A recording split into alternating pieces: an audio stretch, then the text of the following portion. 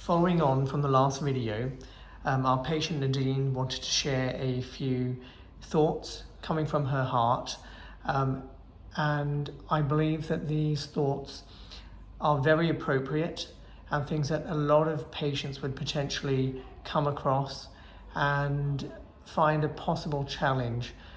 So Nadine, thank you once again, and over to you. Okay, for me, as someone who's experienced weight loss in the past, gained weight, tried all sorts of different things to get my weight under control, the thing that I found really useful by coming in and checking in with Dean each week is I have a week where I think, it's not worked, and you get on the scales and you've had a great week.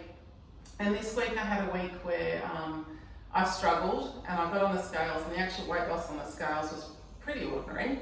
However, when Dean then looks at all of the other bits along with that, I had a really good loss of body fat, but the overall weight wasn't as much. But at the end of the day, it's the body fat that I'm wanting to get rid of. So it kind of just boosts your spirits and makes you realise that, if you stick to it, do what you need to be doing, you're going to get the results. So in many ways, the coaching that Dean's giving is a form of reassurance to people to let them know that they're moving in the correct direction, and that it's not just about the numbers on a weighing scale, but that it's a lot more than that. Dean, in particular, in terms of the perhaps biochemical markers or other aspects you're looking at, can you suggest or intimate what Dean was describing there? Yeah, absolutely. So people opt in because they have a higher BMI, body mass index. So if you've got a BMI above 30, clinically we would consider that patient obese. Obviously, obesity and overweight issues need to be addressed and handled. We become less interested in BMI and total body weight and more interested in body composition. So what that means is the ratio between your fat and your muscle mass.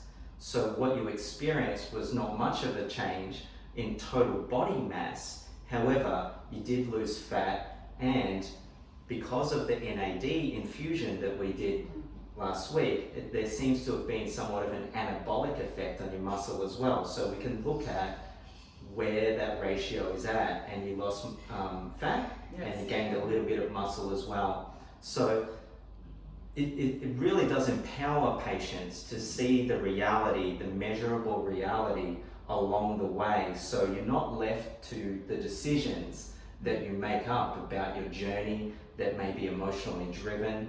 And as I said at the beginning, you want to develop yourself to see things objectively. That's right, which is what a coach does. So it's just great that I got to see you today, and great that you're empowered now to see this next week and do things the way it's designed. So Dean, for the benefit of the listeners, we've used two terms, catabolic and anabolic. Catabolic means to break down, anabolic means to construct or build. Therefore, are we suggesting here that there are processes involving both of those states, and the catabolism or catabolic process involves the fat, so breakdown of the fat, and the anabolic process involves the build-up of muscle? Is that correct? That's right, yes. We want to ensure that the body is supplied with adequate amounts of protein and nutrition from the whole foods that you'll be consuming, which includes 4 cups of vegetables, 2 large salads, a whole food protein. We also provide some partial meal replacement products that ensure that you don't lose your muscle mass, have zero tolerance for loss of that. And all we want to see is you burning up your own fat.